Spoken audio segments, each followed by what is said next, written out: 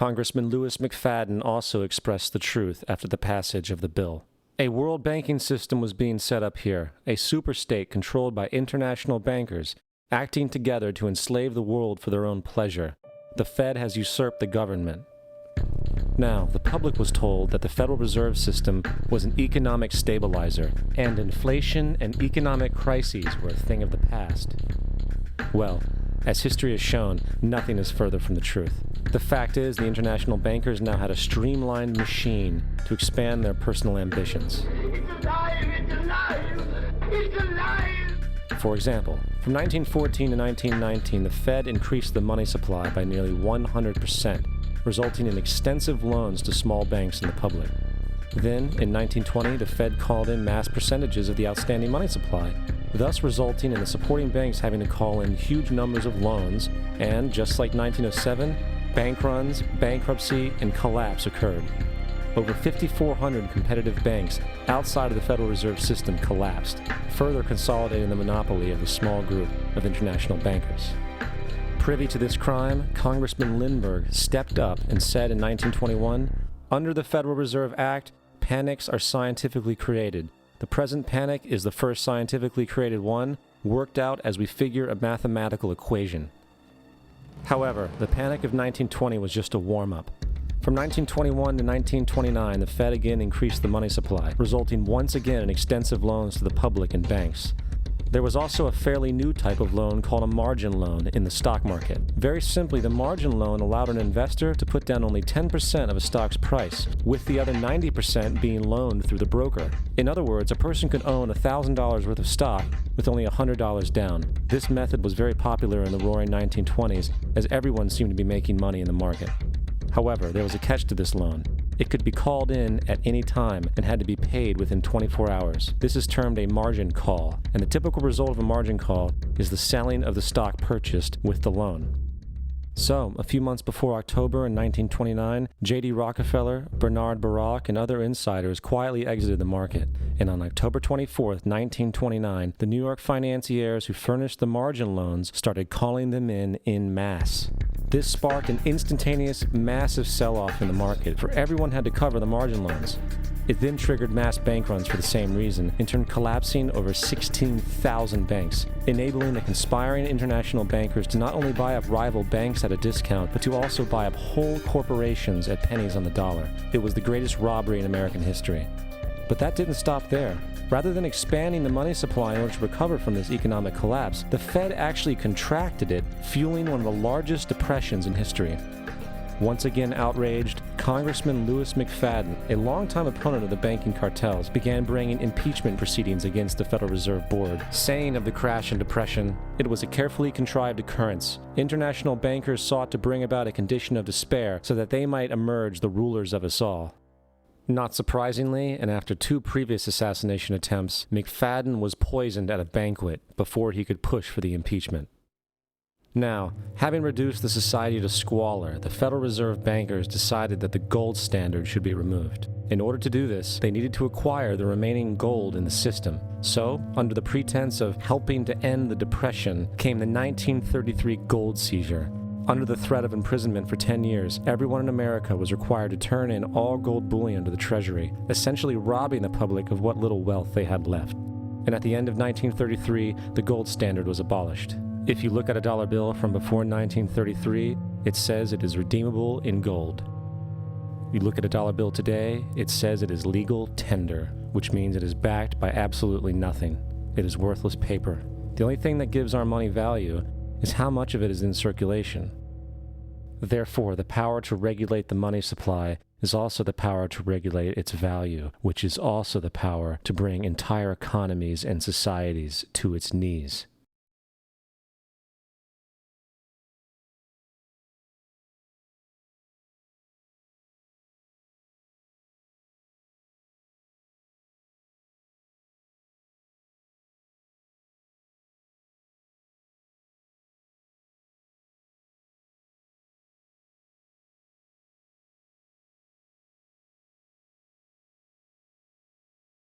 They create money out of nothing. What a scam. They have so much money, they don't care about money. All they care about is power. All they care about is being able to control the political situation so it goes their way. After a man has far more money than he possibly can spend for pleasures, what is left to excite him? For those with a ruling class mentality, the answer is power, raw power over other human beings. Money can buy such power only to a point. Beyond that, politics is the sport, and world politics is the ultimate game.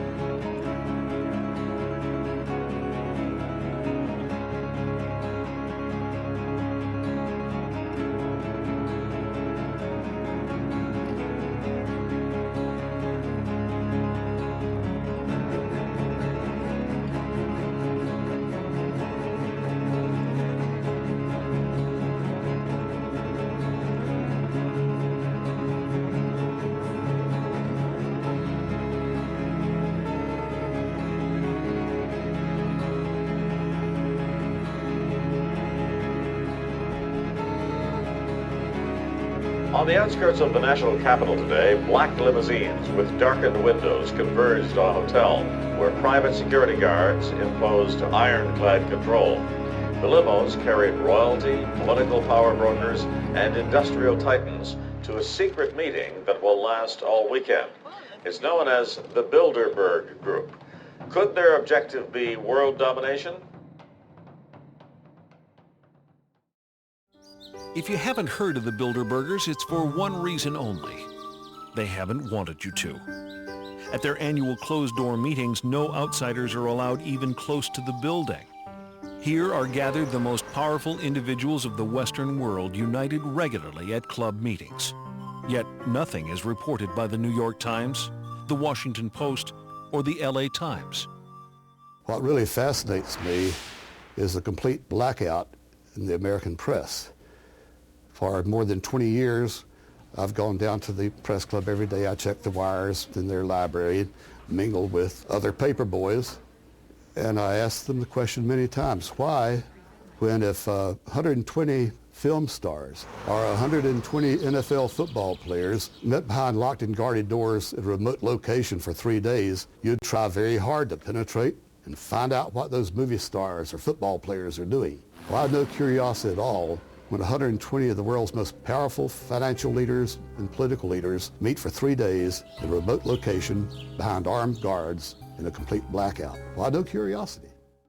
The people who call conspiracy theorists are not the conspiracy theorists themselves. We're talking about facts here. The Bilderberg Group does exist. The Federal Reserve does exist. The people who are members of the Bilderberg Group are also the people who do control the Federal Reserve. These are all facts. In 1954, the elite of the planet met in secret at the Bilderberg Hotel in Oosterbeek, Holland. The Bilderberg Group would later admit that their mission was the formation of the EU. Once the EU was established, under the guise of trade deals, a North American Union and Asian Union would be formed. The three interlocking superstates formed the core of the global government, while the United Nations would serve as a world regulatory and enforcement body over the Third World subregions. The Bilderberg Group consists of the heads of all of the managing roundtable groups that steer individual countries. Picture the elite power structure of the world as a giant pyramid, with only the elite of the elite at the tip-top of the capstone. The group has been so secretive that until the mid-1980s, the controlled corporate media denied its existence. Into the late 1990s, coverage only consisted of rare one-line mentions.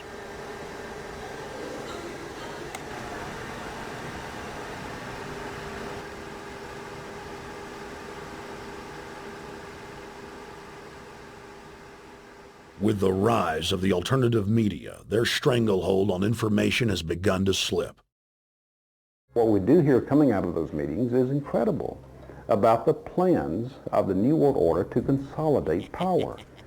Political power and economic power coming together at the highest level. But what I call the lapdog media, the control media in this country, you would think that they would be going to court, crying freedom of information, open meetings, sunshine law, and all of these things, but the silence is deafening. Why is it the major media would deny this? Let's look at the ownership of the major media. Let's look at the roster of, say, the Bilderberg meeting. Katharine Graham owns the Washington Post. Katharine Graham has been to the Bilderbergers. Conrad Black, one of the largest media barons in Canada and Europe, has not only been to these meetings, but he has hosted the meeting just a few years ago. Every year they meet in secret, and there is an absolute news blackout. There is never anything reported in any of those papers. David Rockefeller himself thanked the media for keeping this all hushed up.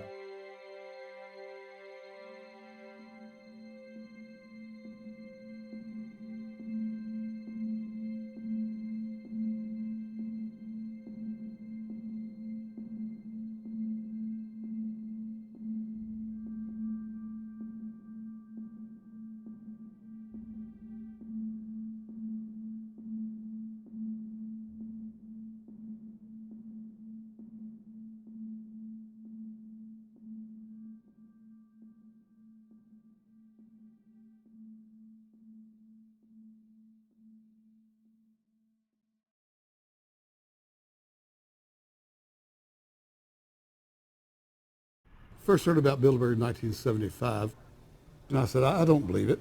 That's not possible. Who in hell's Bilderberg? I spent 20 happy years with metropolitan newspapers. All the wires are clicking at my ear. That could not happen without me knowing about it. And the thing that first impressed me most was columns in 1957 by the late, great Westbrook Pegler, widely syndicated columnist. He wrote 2 lengthy columns about how approximately 100 leaders of international finance, heads of state, high public officials were meeting behind armed guards and closed doors on Jekyll Island, sealed off.